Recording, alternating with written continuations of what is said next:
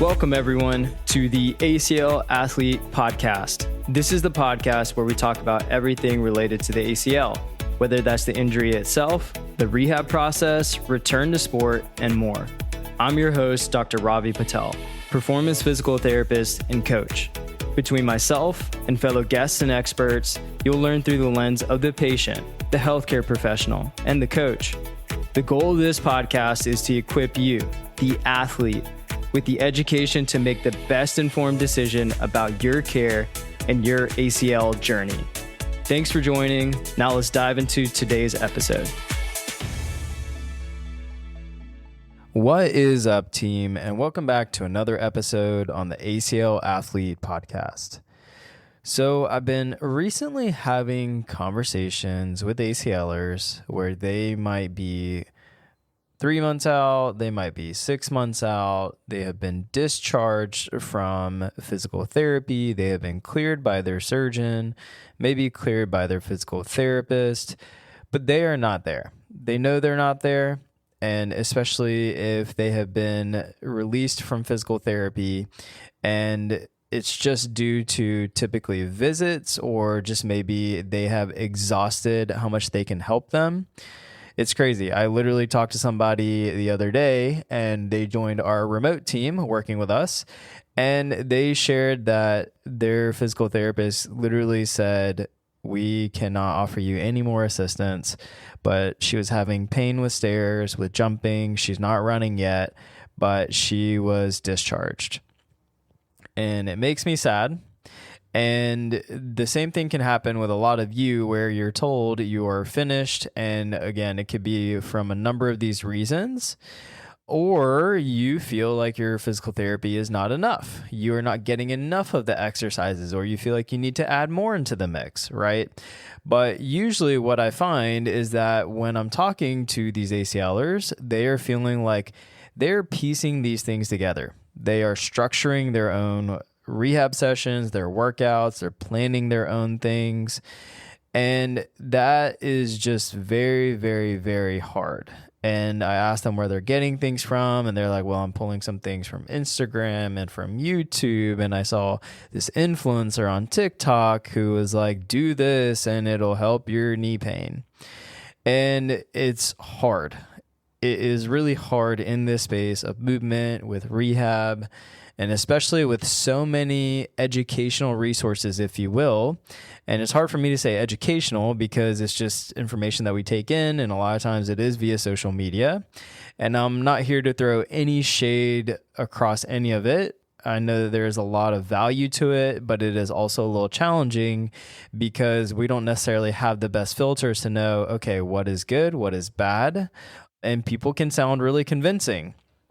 And so my point of today's episode is you should not be structuring your own workouts and planning your own ACL rehab ever. And I feel very strongly about this.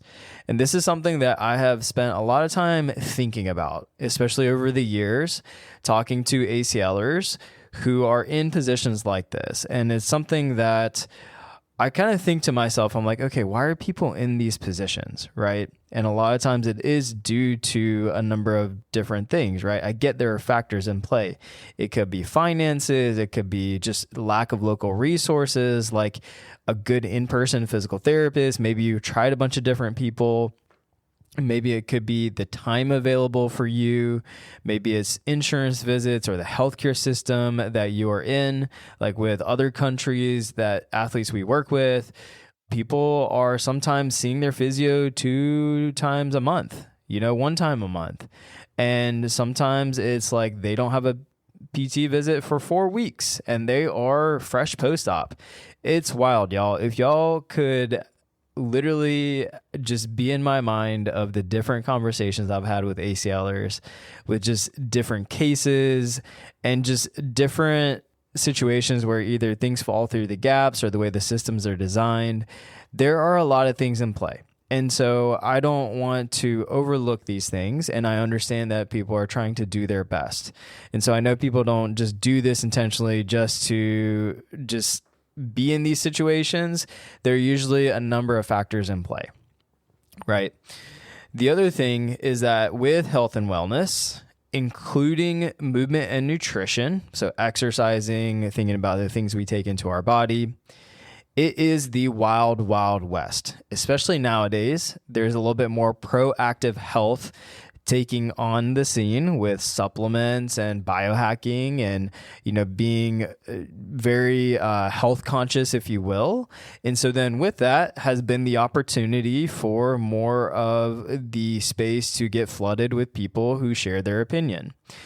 And it's challenging because no one has clear ownership of this space. And I'm not here to say one person should or one group should.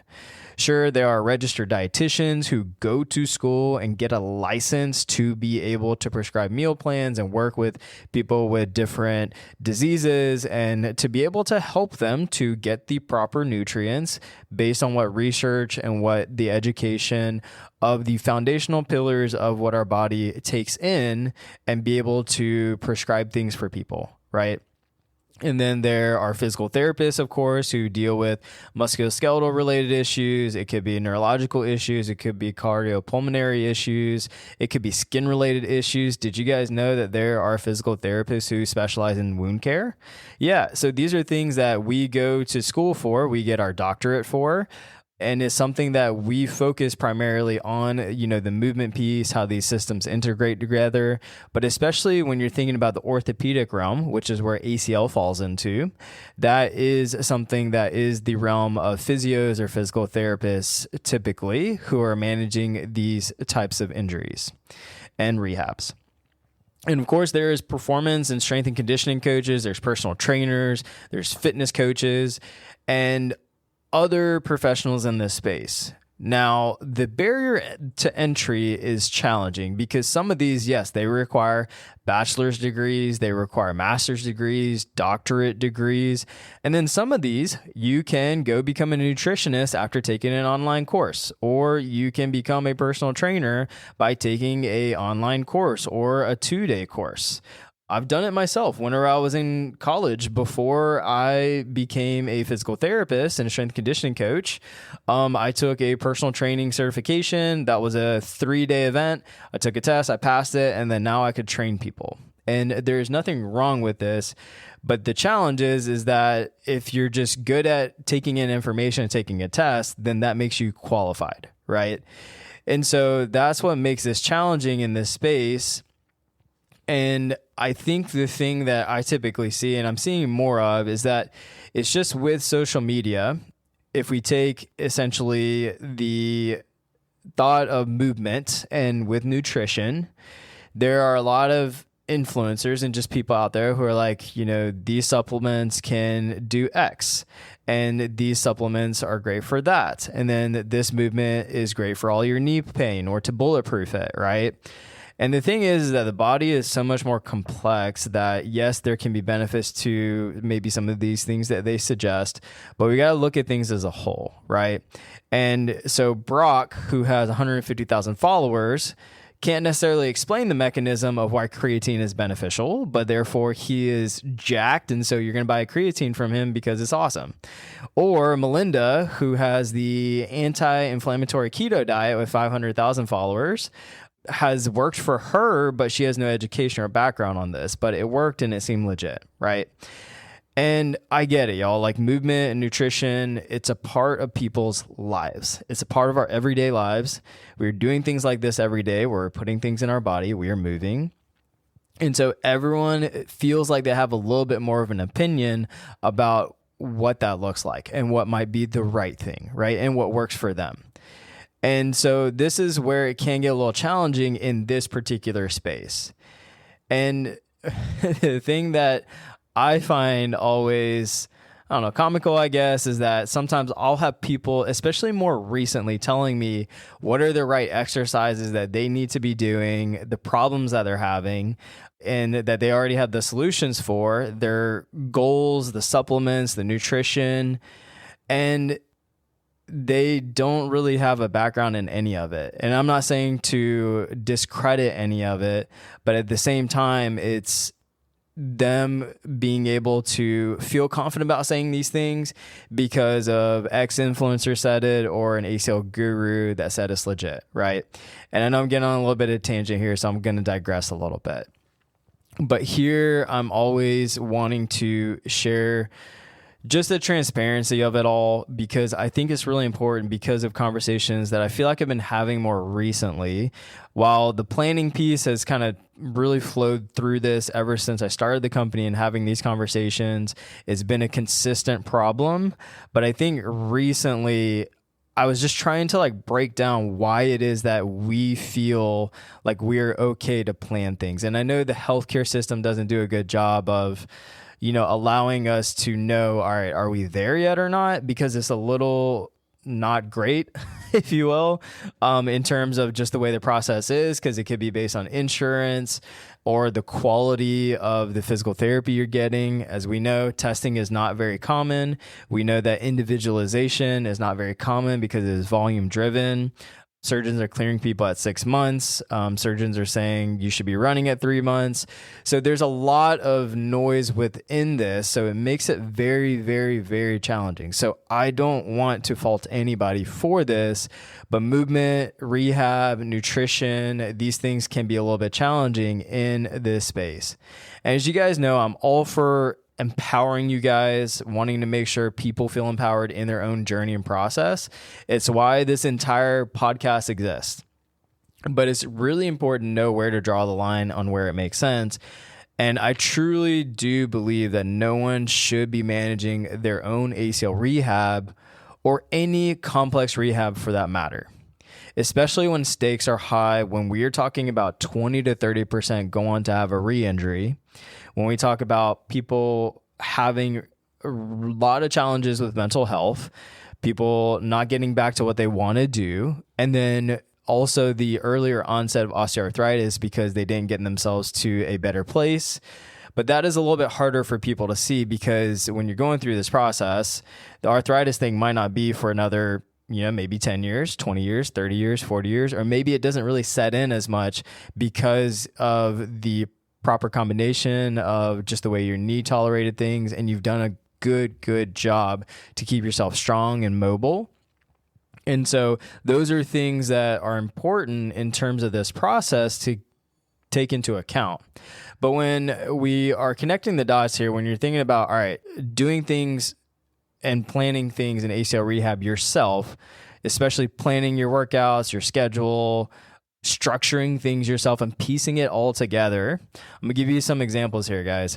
So it's like you're trying to build a house without knowing how to read a blueprint. You might know what a house should look like, but without the structure, the tools, and the experience, you're likely to build something unstable or maybe unsafe. You definitely don't want me to build you a house. I know how to build things. I'm fairly handy because of my dad, and I learned a lot. But I promise you, you do not want me to build you a house. It could be like hiking through the mountain without a map or a compass. You might eventually get your way there, or you might get lost, take the long way, or eventually end up getting hurt because you just didn't know your route or being able to have any guidance through that. It's like writing your own legal contract after reading some blog post about it, right? Now, this is something that, you'd probably want an attorney for, right? You'd want a lawyer to help write something up, or at least proofread it to make sure like you're not making some sort of mistakes, especially with situations where there may be liability or high stakes in place, and especially with the complexity, because on paper, yes, it might look like, all right, it sounds legit, but until someone goes through it with a fine-tooth comb who actually has this experience and background, that's whenever you can be like, all right, I've got the stamp of approval. And so these are things that we wouldn't just necessarily navigate and do ourselves, right? Maybe the hiking piece, depending on your experience and background. But again, these are things that we would want professional help with to help plan these things, to make sure that we take it step by step and do it the right way. So we would invest in these situations. The same thing comes down to my hip rehab. So you guys, I've shared earlier that I'm going through a hip resurfacing process. and going through my own rehab process. And I could do it myself. I could. But the thing is that I don't know my blind spots. I am going to be biased towards certain things I want to do. And I also want someone who's an expert at this particular thing. And so I have hired my own remote coach that is giving me my programming that is individualized week to week. We're communicating week to week. We have these different testing processes that I go through to make sure things are moving along. And so the thing is that even for myself, with my background as a physical therapist, having a strength and conditioning background, understanding performance pretty well, I didn't want to do my own hip rehab. And I've worked with a lot of hip rehabs before, y'all. And the thing is that I think it's important for me to not coach myself, but to have a coach and to guide me through this. And so the tough love that I want to share with y'all is that I think social media allows people to think that they can get by with doing it themselves. Finding the, 5 best exercises for X, or use this template program for return to sport.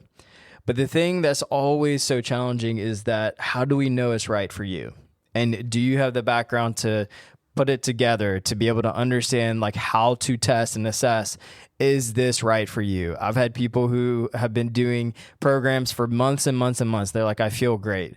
And then when we actually do the testing on their knee and look at the different movements, they've been compensating with their glutes and hamstrings for the months and months that they've been doing it. They've been only doing compound lifts where they do squats, deadlifts, split squats, step ups. There are things that our body are really good at doing, and that is compensating, especially when an injury happens. And especially with the ACL, whenever it's a long process and there's a lot going on. And so this is something that we want to make sure is right for you based on your history, your graft type, other procedures. And the thing that is even just so crazy is that I evaluated someone this morning who has a complex ACL case, and she tried the knees over toes program here recently before we connected, and it made her knee worse. No, am I here to throw shade at the knees over toes program? No. But the thing is that it has to be for the right person. And I know people have had success with that, but we have also had a lot of people who have come to us after and have not had success with it. And the thing is that it's not individualized. It's not accounting for your specific case, your specific needs, your specific gaps or deficits. And so that's the thing that is really challenging with something more templated or pieced together. ACL rehab is complicated, y'all. 80% of physical therapists don't know how to navigate it themselves, if I'm completely honest. We have mentees in our mentorship who are wanting to get better at it. When we're talking through a lot of this, the biggest hiccups are we didn't get educated on this. We only know how to handle maybe the first 8 weeks to 12 weeks. And even then, it's a big challenge. And then after that, from 3 to 9 months to 12 months, they're like, we don't really know. It's the wild, wild west. There are so many different ways to go about doing this. And so the thing is that it's challenging for us. We have a 3-year doctorate studying the human body and movement, and it still is challenging, right? And so this is something just to provide some context around, if you feel like you have been doing that, then I want you to just kind of take a step back, especially if you feel like you've just been spinning your wheels, things have not been progressing in the right direction, to be able to find a different signal within all this noise and to see, all right, what other alternatives do I have outside of trying to piece these things together yourself. And lastly, I don't want to overlook this one important point. And that is that maybe there are some of you who can't necessarily afford additional help or don't have the resources nearby. And so that is something that I know is hard, and I get it. I was in debt really bad after my second ACL surgery, having $10,000 worth of deductibles and out-of-pocket maxes for my surgery. And it's just sad, right? And I do get it. Sometimes you do need to tackle it yourself for a minute. Maybe you've been with somebody for 6 months and you just feel like you need a break just to kind of be yourself. I understand that. But I do think that even with the lower socioeconomic and with people with lack of resources, that with the way that technology has evolved, that there are other opportunities now. And maybe it is just like these one-off consults, or maybe it's connecting with somebody locally and saving up, and then just figuring out like, all right, can I at least find a starting point, right? Can I even borrow or find out if there is some sort of scholarship or some sort of opportunity? That is something that we have done in the past and do. And so that is something that is important, because we want to make sure that we can also help people who don't necessarily have the resources or the means, right? And so that is something that I think is important to consider within all this. So I don't want to overlook that, because I know that not everyone can just go and throw out investments and finances towards just a bunch of different resources and different maybe remote options or in-person options. And I know sometimes the out-of-network or cash-based options can get kind of pricey. And so then therefore, I think that it's important considerations with this. But with that said, if you're listening to this and you're like, I do have the means, and you're scheduling and creating your own workouts and your own ACL rehab, then I would highly recommend you reconsider, especially if you haven't had any testing, especially if you don't know what your next steps are in terms of what you need to do, like what metrics you're working towards. If you find yourself kind of showing up in the gym and you're like, I don't really know what to do, or I feel like I'm just kind of throwing stuff together, the rep schemes are all random, and especially if you don't feel like things are moving in the right direction, getting you closer to what you want to do, then I would strongly consider finding some additional help. Someone who is an ACL expert, someone who knows this stuff really well. And I promise you guys that this is something that I've seen this where it has added a year, 2 years to people's ACL rehab when it could have been cut down to 3 to 6 months. I kid you not. I see it all the time, talk to people all the time where they just spin their wheels. And I know that this is more than just them. It's just more so of like a system and just like a healthcare based issue that we face. But now with technology and with the resources that you don't have to be tied to just where you are geographically, especially with remote ACL coaching, that is something that can be done from anywhere. And we have people all over that we work with. And that is something that I do think will be a very, very strong force with years to come, because I think there are very many people who can benefit from this. And we have worked with hundreds and hundreds of ACLers all over the world, never seen them in person. And it's something that we're able to get them back to what they love to do. And it's fun. And so this is something that I would suggest if you find yourself struggling with this, feeling lost, feeling like you don't have structure, feeling like there's no plan, or what are the next steps, then finding someone local to you who is an expert in this, or finding someone who remotely does this. And the thing I want to share is like, how should this look and how we do it with our ACLers, just so you have a reference, right? You provide your work, school, life schedule of what that looks like, your days you have available, the time, your equipment access, and what is most feasible to you. We're not just trying to max this schedule out, right? We're trying to figure out what is the minimum needed for you to be able to move the needle with these particular priorities and goals. Right. And so this is where the testing pieces come into play, being able to break down your profile, your history and your background, your case, and being able to assess and see, all right, these are the gaps that we see with Patricia, right? And Patricia, we got you. Like, this is what the game plan is going to look like. And this is where we are going to build this out specific to Patricia and her life to fit it around her. We're not having her fit our mold. We fit the mold of her life, right? And so that's our job as physical therapists, performance coaches, is to build it to you. So then that way it disrupts your life as least as possible as needed, and you get the minimum outcome you need to be able to do that. Right. And so then therefore we're going to build it to that. And yeah, we could always add more. We could always do less.